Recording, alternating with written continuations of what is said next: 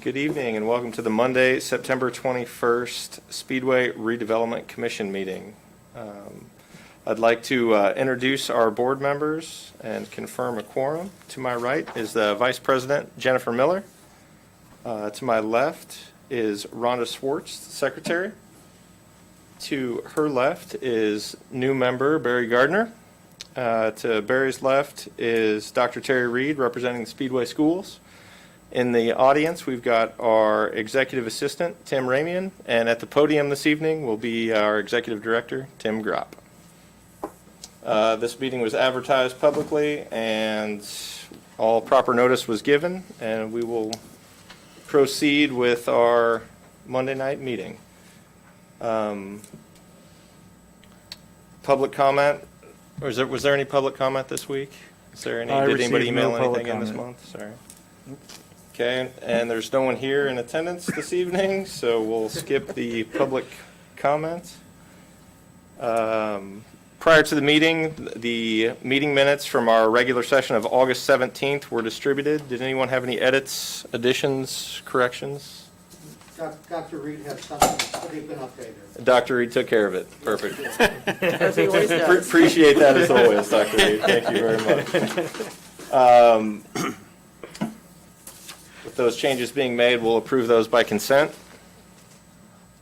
And we'll move on to item number 5, which is the approval of claims. Mr. Gropp, could you go through the claims for us? Yeah, just a couple notes on the claims. One, we added in, we were able to close on the Zellman property after 3.5 years. So that's all taken care of, and that got completed on Friday. So that claim is on there, First American Title Insurance. The draw two, a reminder, I don't show that on the overall budget versus actual. I have that broken out on the cash on hand under operating sub-account for $2,500. And then there's hall signs for $99.44. That claim was on there last month as well, so I did not put that in the budget versus actual, and we're just clarifying why it showed up 2 months in a row, but I think we only needed to pay it once, so those weren't that expensive a sign. So everything else is pretty standard. No other comments? Oh, one comment on the budget versus actual. The TIF account. So we are down. We have not received our payment reimbursement for the gap on 2015B from the developer. I did reach out to him last week, and he apologized. He missed it, and he's reviewing everything, and we're supposed to circle back this week. So that's roughly about $46,000. And then we also have not received our reimbursement for from the federal government for the 2010 bond. That is a Build America bond, and we get a subsidy back every year. It shrinks every year. But that is about $150,000 that we have not received back. So that is not accounted for in our current account balance. We did reach out to the trustee who said due to COVID they had less people working, so the federal government's very behind. So we'll see when that shows up. But I just wanted to note there's about a little less than $200,000 outstanding that we're expecting as well. And we did receive, there was an income there as well. So we did close out with Bell Helmets on their lease. They are officially out of the building now. And there was also the contract for the Allison transmission property was paid last month. So we did actually make a little money for once for our monthly income. I'm done now. Perfect. Does anyone have any additional questions and review of the claims? If there's no additional questions, I'll consider a motion for the approval of the claims as submitted. Mr. President, I'll make a motion that we approve the claims as submitted. I'll second. Thank you. All in favor, say aye. Aye. Any opposed? And no abstentions. Motion passes 4-0. Or not motion, but the approval of the claims. Moving on to item number 6, the director's report. Mr. Gropp, I know you've had a lot of things going on and you've been very busy, so Yes. Appreciate an update. Get comfortable. So first, I think the exciting one is the Wilshaw Hotel. There has been a partnership agreement that was fully executed last Friday. That is a good first step. There's still a lot of work to do moving forward, but there's an official agreement in place. There will be additional information coming out to everyone via press release late tomorrow. We're just finalizing some deals, looking over some of the language of that as well to make sure we're not messing anything up. Wouldn't that be a kicker? So expect more details on that, but I am happy to announce that there is a path forward. There's going to be a lot of work to do with financial, securing the additional financing, evaluating the engineering and designs, and we still have some work to do on our contract as well with them, but it's nice to have a partner that will communicate and jump on things, and we're excited that got done. So we'll keep you up to date. We'll have we're going to try to have a developer report from every meeting. So every month we'll have an update from the developer, and we'll keep you posted. We don't anticipate actual construction until spring of 2021. There's just a lot of due diligence to do, a lot of rebidding, financial security, all that good stuff. So, and then you hit winter conditions, and we don't want to pay more to start ramping up during winter conditions. So anticipate early spring 2021. As soon as we can get an updated timeline, we'll provide that to the SRC and Town Council. Any questions? That's exciting news. Been a long time. Founders Square, we are seeing the light at the end of the tunnel there. So they're out on site. The pond is completed. The pond liner is in place. Brody and I were able to walk the site last Friday, Thursday or Friday, Yep. and take a look. Everything's come along. They're going to cut in the new drain, which will officially divert all the storm water to the pond, which then they'll be able to close the old drainage ditch, which is really the last big portion of earthwork they have to do. They are putting curbs in, and they poured the concrete pad in front of where Crew Car Wash is going to be. So that's coming along. They're doing all the sidewalk work. Today, J.H. Drew was out there installing the crosswalk portions that are required. We fully anticipate, if we can coordinate with Indianapolis this week, we'll be able to fully open that intersection to left-hand turns. So we'll move the barricades back. We'll keep Founders Square Drive closed, but everything else will be fully open by the end of this week, if not mid this week. So we're excited about that, and I know the businesses in that area are really excited about that. So we're at the finish line there. All the IPL work is done. And then AT&T as well. So we've received the documents for the transfer of that additional, that kind of extra property around the cell tower. So we're reviewing those legal documents, and we'll be able to execute that, which is required for the grocery store project. So we're getting close. It's been a long process, and we're excited to be done with our portion.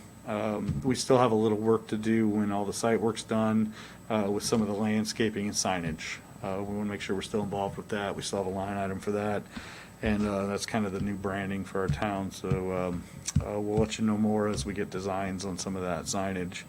But beyond that, we're excited to kind of close the books on our portion and see some of the businesses that have purchased property like Crew Car Wash and the Hampton Inn begin their work. And see something come out of the ground there. So 1300 block. It's taken a lot longer than anticipated. We're working on the financing options. So we've reviewed and found a path forward that we're most comfortable with. So the developer has been working with their financial institution to make sure that route, which is more of a developer-backed bond situation, gives us the most protection from the town versus putting our cash out front and putting us more at risk. So they've been working with their financial institution to make sure that was a feasible opportunity for them, possibility for them. And we are going to try to firm up that financing structure and then dig into some of the additional details over the next month or so. We'll keep you posted as that continues to progress. If everything continues to make sense, and we'll keep you posted and bring any questions we have back to the SRC for any final approvals. With that said, Bell is officially out of the building, 13:30.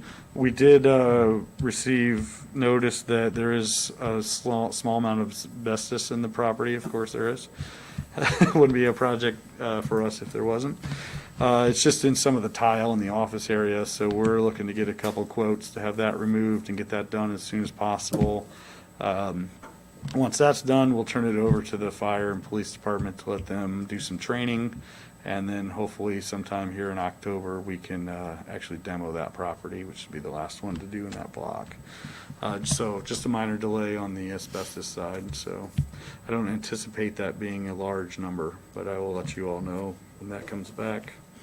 Town Hall, we were hoping everything was on target to be handed to the town December 8th. Due to some delays with shipping and COVID delays with some of the materials, we're about a month behind. So they're anticipating early January now handing it over to us. So that's a really bad time for us to be homeless. So we don't want to go into January, but we think it makes the most sense for us to extend it. Our lease is technically done October 31st, so we just go to December 31st and give us some time to move over. We are working with David and the contractor, to see if we're able to do some temporary occupancy to be able to start moving over. And if we're able to do that, we might be able to shrink that timeline a little bit. So we'll try to minimize that as much as possible. We're all anxious to get into the new building, so if we're able to do that and get us out of our current space, then we will find a way to do that. But we're working through logistics of moving. We're getting estimates for the town on moving costs and all the ancillary things that weren't part of the original scope. So again, I'll keep you up to date on that timeline, but I wanted you to be aware we're already, if you looked at our budget, we're already over our allocation for that for this year. So that will be a line item that's upside down at the end of the year. So 10th and Poco, they got all the fencing done they can at this point. They had to get some specialty brackets to be able to raise that and make it look right over the hill portion. So they're waiting on those to be shipped up, and then they'll be able to finish that up. They only have the gates and then the south side to complete. Everything else is in place. So we're anxious to wrap that up, get that bill paid, and move on from that project, and I think we're getting there. Just a couple other notes. The farmers market reached out. They would like to extend their stay on our property through the end of October, so they can have some fall pumpkins and all that, and mums and all that. And I said that'd be fine. I didn't see any issue with that. So the farmers market will be extended through October. And we are working with Able Motorsports on a ribbon cutting and a press release for their facility as well. They're very excited to be here, and we're just working through those details. So as soon as we have them, we will be happy to pass those along to everybody and celebrate that new facility with the public. The only other thing is the land swap. So we're at a point, the public notice went out for the replatting of the property on 16th Street. And so we're at a spot where we need to get the final land swap documents done. We've had the MOUs in place that is the shell of it. So we've instructed our attorneys to work with IMS's attorneys to finalize those documents and get them back to everybody so we can formalize that deal and move forward. I have preliminary drawings of the lot that we'll have if you guys would like to see it. Same thing with Zellman property. I believe I sent you a copy of the preliminary design on that one as well. So we're teeing up a lot of this to be able to bid out over the winter so that spring of 2021 we can get a lot of these projects out and get those done all at one time. So that's all I have. Wasn't as bad as I thought it'd be. Very well done. Does anyone have any additional questions for the director's report? Oh, good. Appreciate it, Mr. Gropp. Thank you very much. See, we've got some new business on here today. Resolution 2020-05. the second amendment to the Economic Development Agreement between Speedway Redevelopment Commission and HG Rebar Speedway 2500. Yes. So Crew Car Wash is ready to close on their parcel out at Founders Square. As part of our economic development agreement, we had a right of reversion, which if something fell through, we had the right to take the property back. For them to close with clean title, we need to release that right of reversion. We were planning on doing that all at once when the project was done. However, they want to get a jump start, and we're fine with that. So we are doing, the Second Amendment allows for that right of reversion, or reconveyance, sorry, say reversion. It's the other project. Right of reconveyance, releasing that and allowing them to have clean title for their closing. And that's just in regards to that particular parcel? Just that particular parcel. We'll have to do this again once we're ready to release the entire reconveyance, once the project's moving forward. Understandable. Which we'll be close to in the next couple months. Anyone have any questions in regards to that? I'll consider a motion on Resolution 2020-05. Mr. President, I'd like to make a motion for Resolution 2020-05, the Second Amendment to the EDA between Speedway Redevelopment Commission and HG Rebar Speedway 2500. Thank you. Second. Thank you. We'll vote on that. All in favor, say aye. Aye. Opposed? And abstained. And that motion passes. And we will proceed with that. Looking forward to getting some activity out there at 2500. Absolutely. Second item under new business, the approval for the contract for services, due diligence for 6017 through 6025 West 16th Street, which we've been referring to as the Lenore property. Yes. So we purchased this property earlier this year. It seems like a lot longer ago than that, but it was early February when we closed. As promised, we said we'd take our time and not, we didn't have an exact plan, but we were going to work with what we were dealt with and see what the best use and options were for that property. We know there's a lot of concerned residents that live adjacent to that have known that only as a woods, and we want to be respectful of that. So we have asked to do as much due diligence on the property to understand the zoning, the easements, the setbacks, how many buildable acres there actually are, any impediments to any kind of infrastructure improvements that would need to happen out there, costs that would be associated to that. Before we invest any additional money into this, as you recall, this was property that was on the tax sale. We felt it was most advantageous for the Redevelopment Commission to control the destiny of that property. So our goal with this was to do all that due diligence, put together a few based on the zoning, what are some options that we could do there, whether it's single-family housing, is it townhomes, is it nothing really, there's not enough acres to do anything. We need to kind of know that so we know our path forward. And then once we have all that put together, we can have some public sessions with that allow input from the public and hear concerns or what they like and don't like in that area. And so that's kind of the first step. We went out and got, we asked 5 companies for RFQs, get us pricing back. We received 4, and you have a spreadsheet done by Mr. Ramian that outlines those 4 proposals, their costs, and everything seems to be pretty much in line. The only note I would mention is Veritas Group went back. They were kind of off a little bit, so I went back to see if there was a reason for that.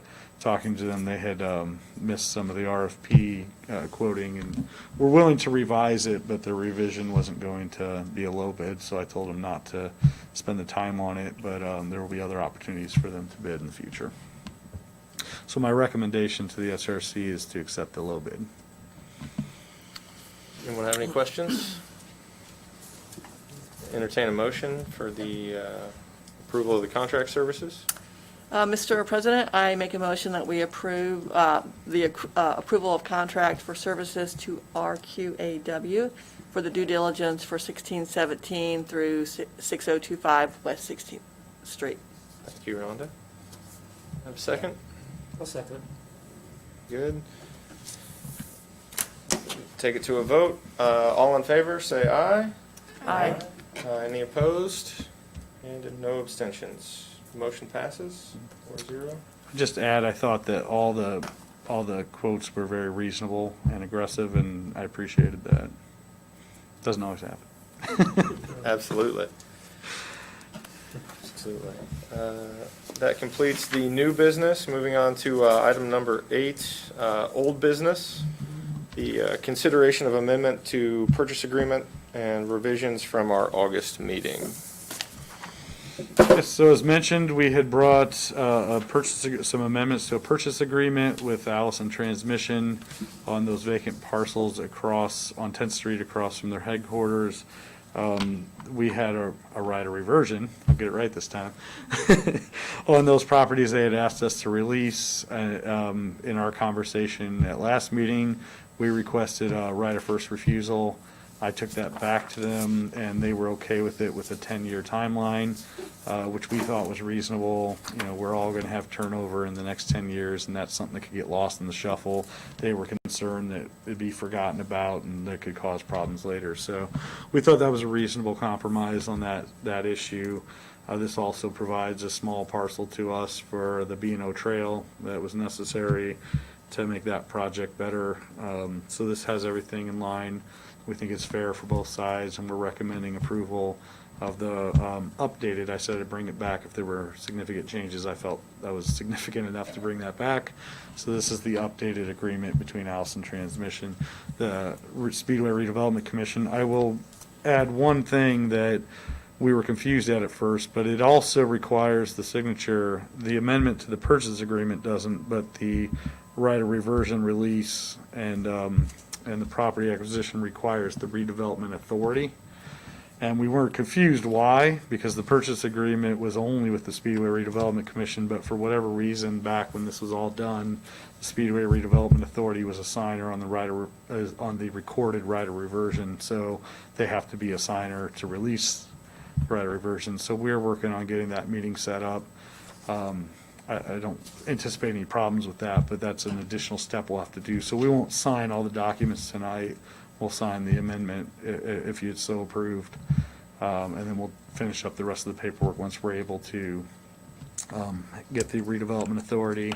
As a 3-person board that we currently have a vacancy on, and there's a conflict with one of them. So we need to get that 3rd member in so we can actually vote on it. So that's all I have. Perfect. It's Well, never I'm just easy. glad we're able for it to make sense for everybody, and I think it'll be a good deal and kind of win-win for everybody. So, with that, I'll entertain a motion. Or are there any additional questions? Anyone have any questions with regard to that? Mr. President, I will make a motion to approve the amendment to the purchase agreement based on revisions from our last meeting. Second? Thank you. Take it to a vote. All in favor, say aye. Aye. Any opposed? And any abstentions? Revision passes 4-0. Thank you very much.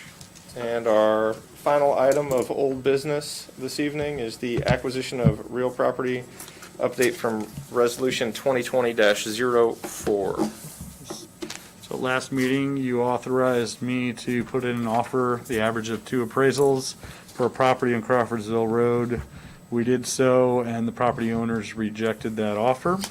Not anything that wasn't necessarily expected. However, per state statute, that's our process. We have to offer the average of 2 appraisals and to start off with. So we did that. Now that they have rejected it, we have an ability that we can go back and negotiate if we think we can get a fair price.